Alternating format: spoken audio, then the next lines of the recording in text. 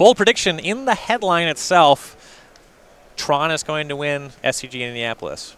Well, in the hands of Kyle Boggemes, I wouldn't be too surprised. Kyle, an Ann Arbor player. I mean, now he's on a mulligan to 6 here. Turn 1 Tron piece and a chromatic sphere. His opponent, Kevin McLeskey, on humans. This is the type of matchup which really, once again, humans just is going to be a racing deck. Yes. This matchup, I've heard, is pretty close. How you leverage it, your kite sail freebooters, your meddling mages, even Thalia on time can be significant speed bumps for Tron. But you need to draw these cards. You need to hit the right things. You need the Tron deck to not disrupt exactly what you're up to. Oblivion Stone can just take the wind right out of your sails. If you're not set up when Karn comes down, it can be a big deal. So we've seen a couple interesting plays here. On Kyle's side, there's that Malda 6. He has 1 Tron piece, cracked a sphere for a second one, but hasn't found it yet. On Kevin's side, looks like he kept a 1 land hand because it had Aether Vial. So he made a turn 1 Aether Vial. Turn 2 was Champion of the Parish, but that was it. No second land.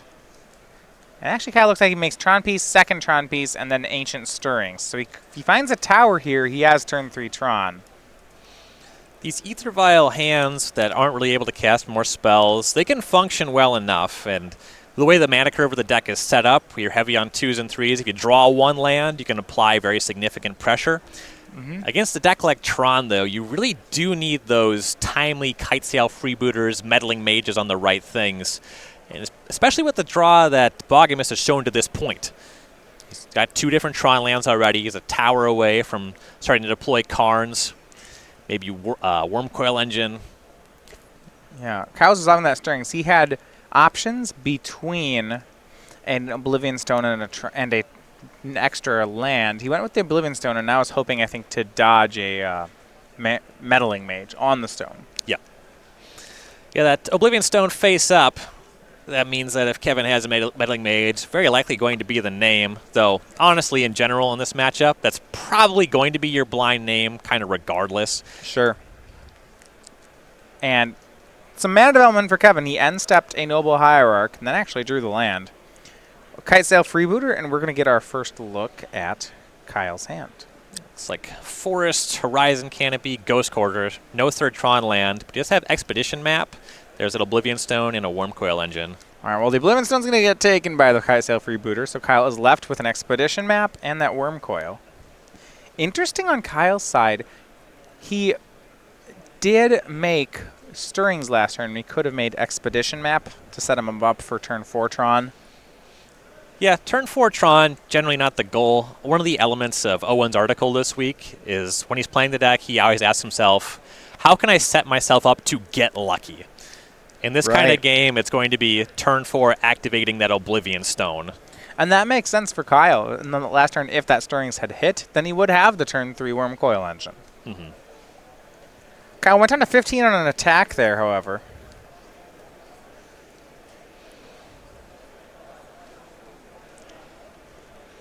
He's got, for 2 mana, Expedition Map, and looks like something else. Yeah. Couple options for lands. None of the ones that he was starting the turn with are particularly good here. Really wants to find that tower. He's going to be taking a lot of damage in the interim, fetching it up with this Expedition Map, though. Yeah, he has another mine in his hand. It's the tower-looking mine. Yeah. Oh, look at this spread of Tron lands. 1 white border, 1 black border, mismatched Urza's mine. Maybe all the power plants are black bordered. That would be, I'd be behind that. And Thalia's Lieutenant from Kevin pumps 4 creatures. A lot of damage going to come in here. So we have 2 from the Freebooter, 6 from the Champion, 1 from the Hierarch, and 3 from the Thalia. That's a swing for, I believe, 12 to put Kyle down to 3. Yeah, 12 tracks, and Kyle really needs to sweep the board here.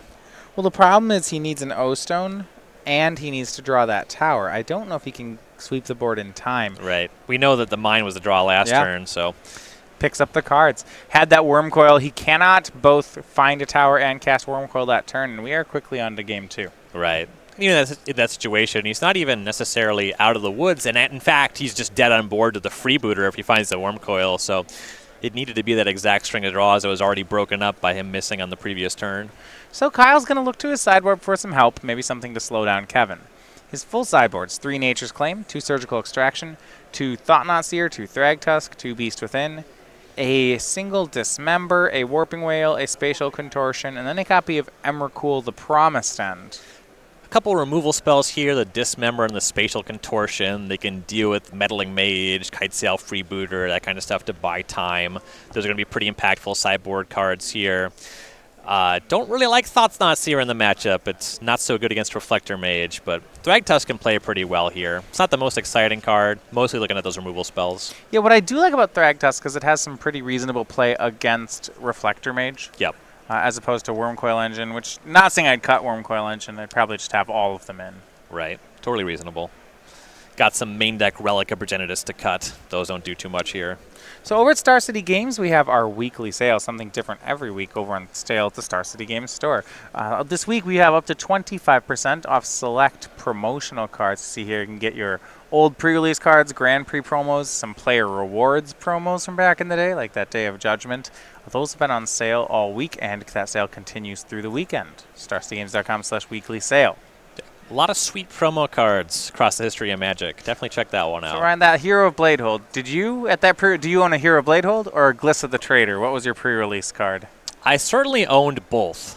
Okay. I know that I had a Gliss of the Trader commander deck for a while. Which one did you pick at the pre-release? I don't remember. Hero of Bladehold is certainly better. Yes. Yes. I think at the time that was known too. Yeah. Oh, it didn't surprise it's kind anyone. of clear if you just read the cards. Being one color is already a big draw, and then Hero Bladehold is just more impactful. If you untap with it, you're probably winning the game. Remember, was the third set going to be New Phyrexia or Mirrodin Pure? We just didn't know. We actually ended up doing a draft. I think that after that pre-release, I got together with my friends, and we had those packs of New Phyrexia and Mirrodin Pure, and we drafted Emperor decks. Because we hated our free time. It was a lot of fun, but that is just not... I forgot about that. That is even just existing. not Magic that anybody would ever play again. I like how you can march blockers to your teammates. That one's nice. Oh, yeah. Okay. What was it? So that was the pre-release. You would get packs that were either Phyrexian, they're Phyrexian packs and Mirren packs, right? There were certain rares you could open in one pack or the other. So if you picked New Phyrexia, you would get more of the Infect kind of things. And Yeah. the Phyrexians winning, whereas Mirrodin Pure, card like the Hero Bladehold, stuff that would be signs of the Mirren winning, the Metalcraft cards. Yeah. Who will win the fight between Magic's greatest villain of all time and a plane of cats and little robots? I have my Pauper Cube double-sleeved. As such, I have a separate box for my lands, and I actually keep them in a box that I won at that pre-release. It's a little short box with the Hero of Oxid Ridge on it that says, "We will endure." I remember that. Yeah, that was the rally cry of the Mirrens. Yeah, pretty cool. They did not endure. Pretty cool keepsake. Yeah, they did not. It was a lie, but, you know, they did their best. And what more can you ask from anybody? I liked the progression through that set, how in the first set there was only black and green cards that had Infect, and then on the second set some white cards started getting Infect, and then on the third set it was like red and blue ones and everything just had Infect. And you're like, oh, it's taking over. I get it. I think that the best draft deck I ever drafted actually came from full Scars of Mirrodin block. I picked one Batterskull. Good, okay. That's a nice card. My draft deck had 4 Blighted Agents. It It was all right. pack 1 was pretty good. That's good. I don't understand. How's this deck gonna win? I also had 3 Razor Swines. That card's just not. That's also unblockable, even though it doesn't have that text on it. Picked up a Corpse Cur or 2 in pack 3. Yeah, this sounds great. It's just one of those, how did nobody else pick up on this kind of drafts? Oh, that was a good deck. Kyle keeping on 7 for our second game. Kevin McLeskey taking a mulligan to 6 here. Yeah, when your draft deck has a mythic rare and 4 copies of a common that are played in both modern and legacy, you're doing all right. I think it's more boring. I remember at the new Phyrexia PT, I had a good draft deck, but it's because I had a mind control from each set. It was like an Enslave, a Corrupted Conscience, and a Volition Reigns. Like, well, this 3 mind control deck's pretty good in Limited. I take things.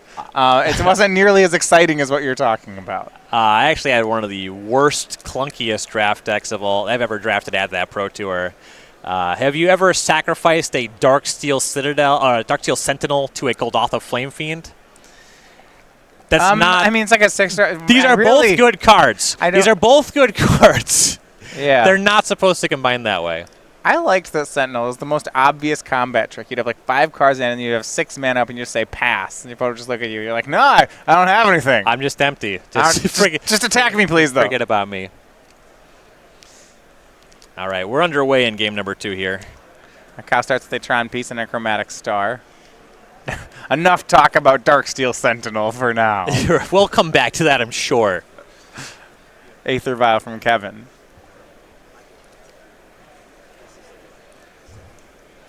I like Darksteel Sentinel. I hope we'll get back to it. Kyle could play it on turn 3. Just 3 Tron lands up, say go, and you'd be like, you got Darksteel Sentinel, don't you? Even in that draft format, you'd rather have Worm Coil Engine. So I'm not seeing the argument. Look, head-to-head Darksteel Sentinel wins. Okay. Kind of. Well, it does. No, it just does. It's got Vigilance and Indestructible. Worm Coil Engine players gains life. Eventually, the Sentinel wins. Oh, no, wait, it doesn't really. That's just not true. No one wins. We just do this forever. You're just lying. Eventually, I'll probably draw a removal spell for your Worm Coil before you draw it for my Darksteel Sentinel.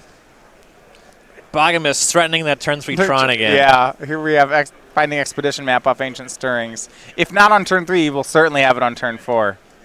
Oh, yeah. You see like Sanctum of Ugin at the front of the hand. It's not really how you want to set it up, but it gets the job done. Let's see if Kevin can actually produce some threats here. A turn 1 champion of the parish was kind of a big deal in game 1. The Ancient Ziggurat the land here. Looks like a Meddling Mage is in hand for Kevin. He's deciding what he might want to set it on. Suppose there's an argument to set it on an Expedition map. Yeah, if you're concerned about Tron being set up and that being the only avenue to get there. Currently just colorless lands, so Sylvan Scrying would still take a turn. In general, I'm going to be biased towards trying to shut off the cards that just cold me in the game. Oblivion Stone generally being the huge hit. If you don't have a lot of pressure, though, you might just try to disrupt Boggemes' development, and as you mentioned, that Expedition map, that is a sure hit. We'll see what he picks.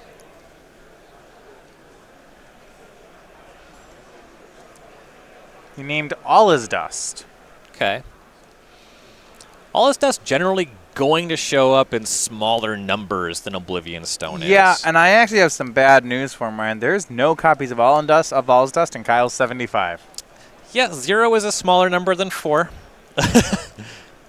Yeah, that name, I mean, the Oblivion Stone you can see coming, you can play around it, but I mean, All Is Dust doesn't hit Aether Vial. I don't love that name with the Meddling Mage. And now Kyle will continue his development. Here's Expedition map off Sanctum of Ugin. Kevin will vial in the Noble Hierarch. Which means next turn Kyle will have Tron plus a Sanctum to sacrifice. And we'll find out what he has for payoffs. Believe Boggemes on 7 cards, so that usually means that they're set up for Tron and something big. Yeah, he'll have 8 mana, so either one of these 4 Oblivion Stones or 2 Ugins would be a very nice setup on the turn. Yep, and with the pressure that Kevin's presenting so far, depending what he does this turn, even Karn is pretty good on this battlefield. Yeah, and that's actually interesting against humans, right? Because Karn's not always a slam dunk here. Correct.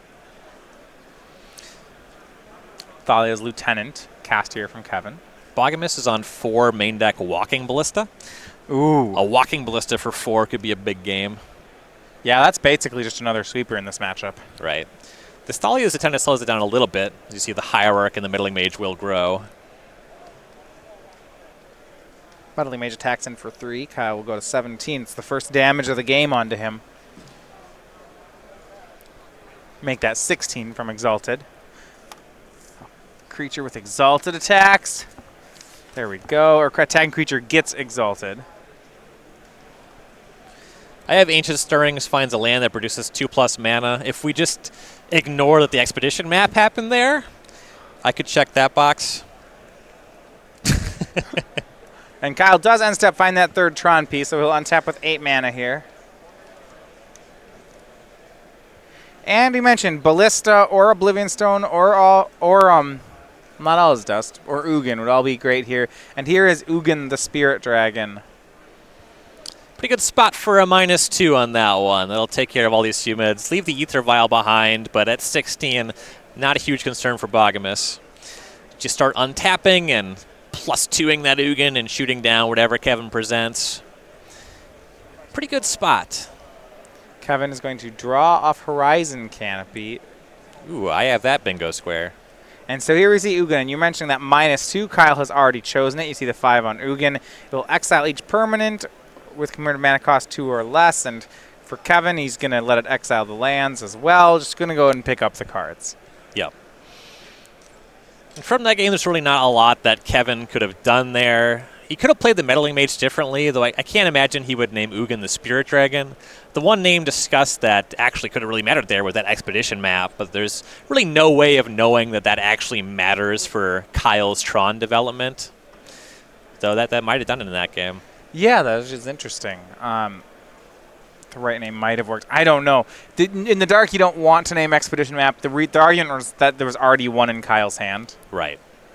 It's still a hard play to make. On Kevin's side now, let's look at his sideboard as we go to game 3. No one-ofs. He's got mostly 2s and the 3. It's Sin Collector, Auriok Champion, Kataki, Is It Staticaster, Gutshot, Reclamation Sage, and Direfleet Daredevil. I don't know that he wants anything. Yeah, there's a small argument for Reclamation Sage. You can get it in on a window to hit Oblivion Stone before Kyle can sacrifice it, though that's kind of a long shot. As far as main deck cards you really don't want, I don't really think there's anything. You can trim Reflector Mage. There's a reasonable argument for that. You do want to have one anytime Kyle casts a Wormcoil Engine, though. So I don't think you want to be completely off of the effect. Everything else here, though, is just good. It's just creatures with power and toughness. A number of them are disruptive. Yeah, Kevin will get to be on the play for the third game. And we did see how in game 1 that can be good enough. Right. Turn 1 Champion of the Parish hits real hard. Noble Hierarch to accelerate your mana is a big deal in the matchup. Yeah. We'll look over bingo cards here. If you guys want to play along, hashtag Team Matthias doing well. Spell was cast on the draw step during round 1. Jeff Hoagland playing a Vendilion Click. Gonna grab that one. We have not seen an Expedition yet.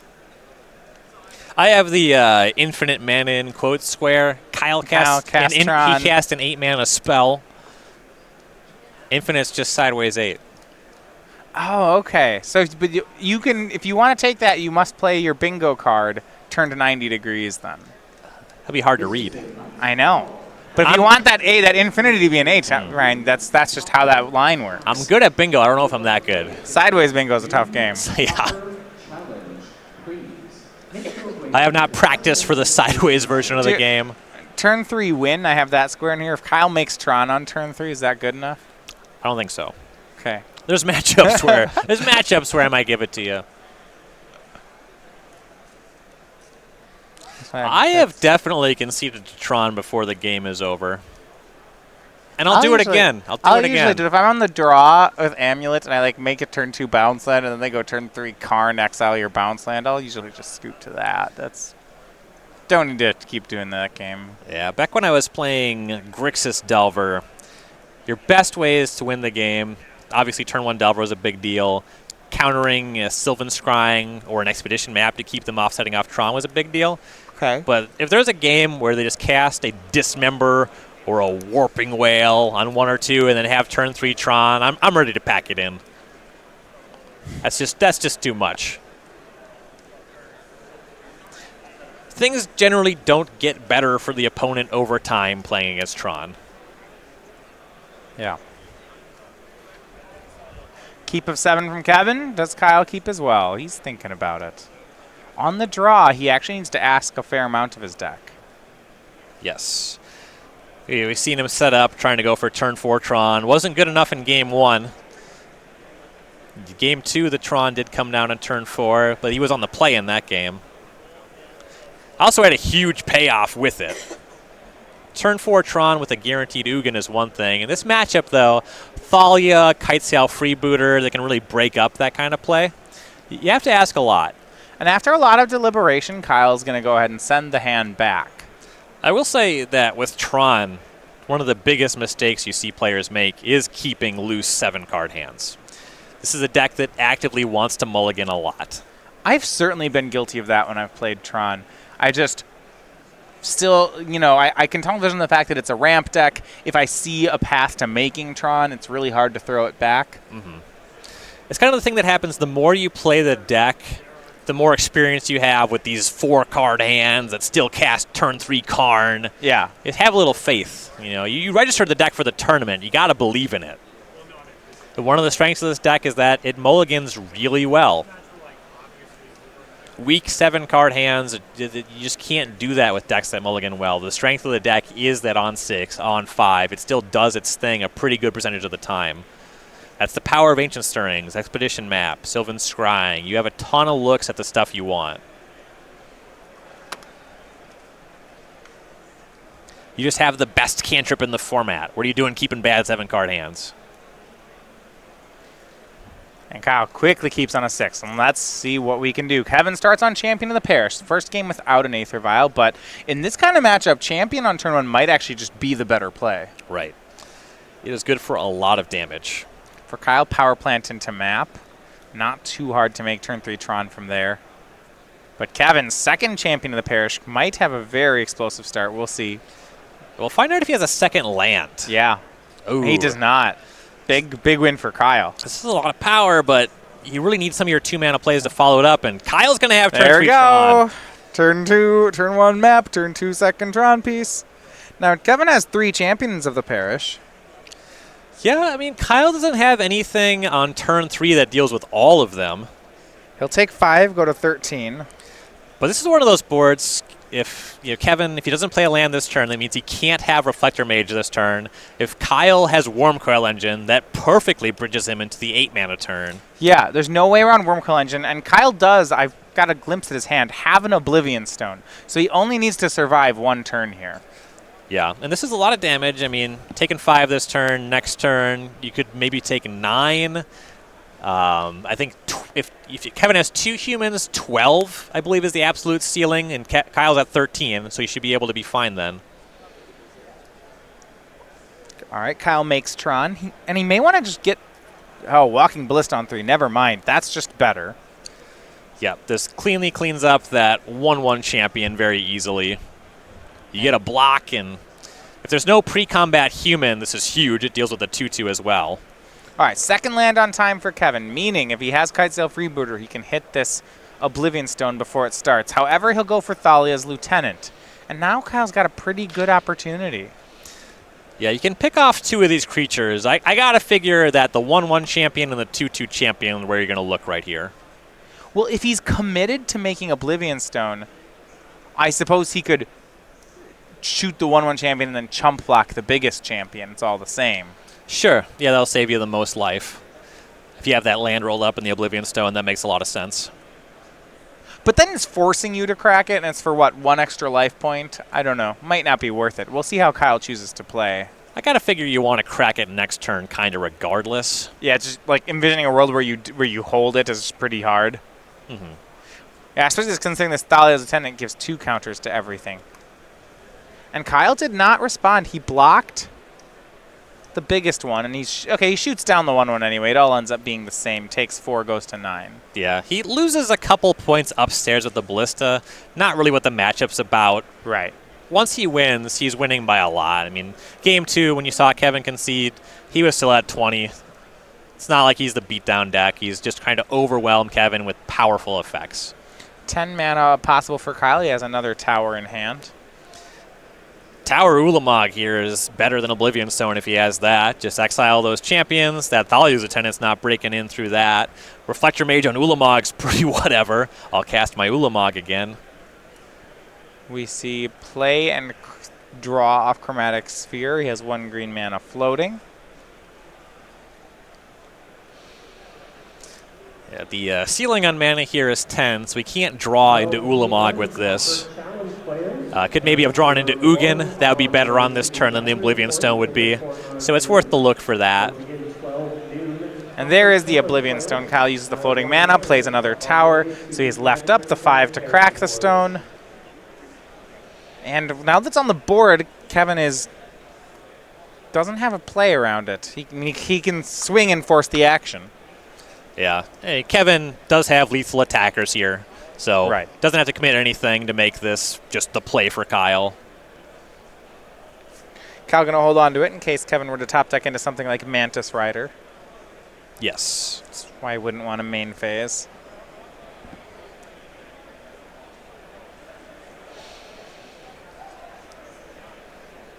And things get pretty tough for Kevin going forward. Kyle stabilized at 9, which means it's going to take a couple cracks from Mantis Rider. All 3 creatures sent into the graveyard. Kevin with 2 mana gets to rebuild for a turn.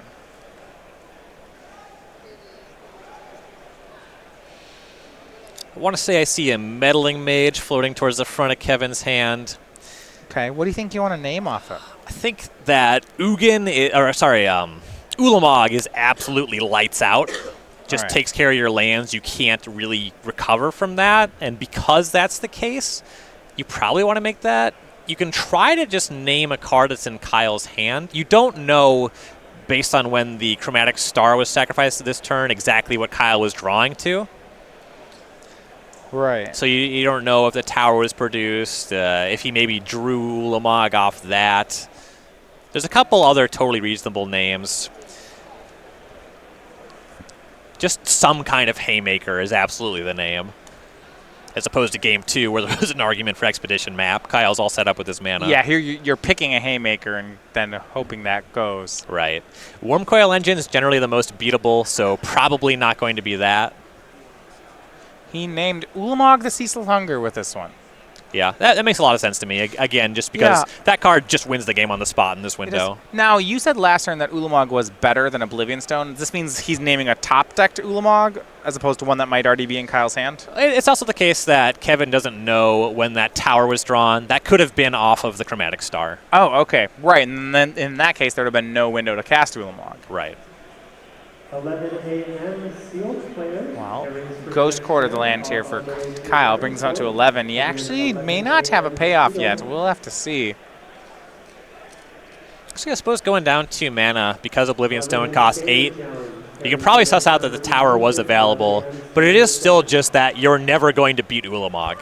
So, yeah, off the top of the deck, already in the hand. Doesn't matter. Whichever. Kyle, outside of that cracking of a Chromatic Star, did not do anything that turn. Maybe some reprieve for Kevin. It'll give him some time to set up here. Yeah, well, he has Kyle down to 9, and outside of that Wormcoil, Kyle's Boggemes deck does not gain life very easily. Kevin makes Noble Hierarch and now goes for Phantasmal Image, and we'll see whether Kyle responds. Looks like Warping Whale and Spatial Contortion on both creatures on the board. Oh, no. And I like this this timing by Kyle's great. Oh, yeah. And the play makes sense for Kevin. If he's not landing that Phantasmal Image, what is he doing? But for Kyle, him not doing anything that turn, That's so good. it means it's pretty likely he has something like that, and it's really tough for Kevin into this game. Kyle does still need another Haymaker. I mean, so Phantasmal Image, by the time it reaches the battlefield, there are no creatures on it, which means it stays as 0/0 and goes straight to the graveyard. Yeah. And now 10 mana from Kyle. Make that 11. Looking for some green mana. He's going to Ghost Quarter Okay. himself. Maybe a World Breaker? Maybe.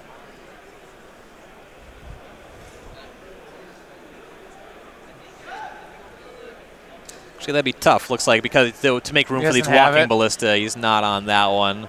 Yeah, his deck's really streamlined this weekend. It's a lot. It's almost all 4s. There's not a lot of threat diversity, but that's sometimes is a good thing. It means you just know exactly what you want for the meta right now. Right. And it's a bit less impact than that. It was an Ancient Stirrings. Yeah, finds Chromatic Sphere. Kyle plays another sphere, cracks it. Draws another Urzaland. Looks like he's run out of redraws, so it's just going to be Worm Coil Engine. He was maybe hoping to find Karn if he could. Yeah. Kessig Malcontents from Kevin, and he'll say go. Kyle down to 8. The 1 damage is not of much consequence, but Kyle needs something beyond just these Tron lands. Malcontents hits for 3. Oh, he's going to Nature's Claim away his Chromatic Star. Actually, Ryan, he doesn't have a Worm Coil. He's just drawing for cards. Gains up to 12, draws. Nature's Claim is interesting in the matchup. This is one where you have to stabilize in the early turns. The extra life padded on your own stuff can matter. And Yeah, sometimes I assume you even take Ether Vial. Okay, and that would be the other reason. Maybe on the draw. So we see Walking Ballista on 5 for Kyle. Not terrible with as much mana as he has. Well, it certainly cleans up this Kessig Malcontents. Yeah, it cleans him. He has 12 mana per turn. But Kevin with the Reclamation Sage. And without the Reclamation Sage, this Ballista may have been enough to end the game. Yes. Yeah, that was a big draw there for Kevin, or play anyway. Yeah, we're still going thanks to that. Kyle gets to clean up the battlefield. The 2 Yeah. creatures are shot down, but now he needs to find something to win again. Okay, Karn, how about that? Off the fine top. If Is that good at winning here? Does Kevin just have 1 card in hand? It's Oh. pretty easy, +4. He has 0 cards in hand now. Yeah. Forget about that. Player Michael Kidd. Karn is near impossible to beat in this situation. Very loyal fellow, that Karn. He is so very loyal. Sylvan Scrying for Kyle. Finds him Horizon Canopy. Little 4-mana draw card. Love it. Karn continues to go to work, taking the card in Kevin's hand again. And Kevin actually just extends the hand. He says, he's got nothing going on. There's this Karn. And Kyle Boggemes 2-0 is going to be your winner with Mono Green Tron. Yeah, from 12 life with an infinite loyalty Planeswalker, Kevin's really going to be a lot of trouble there. You really just have to produce just runner, Mantis Rider, and Kyle's still drawing. Your odds are so long there. You know, technically there was a little bit more play to it, but really the game was over, and Kyle Boggemes 2-1 with Mono Green Tron. I was going to bring you back to the booth. Sounds like we will have a backup match this round.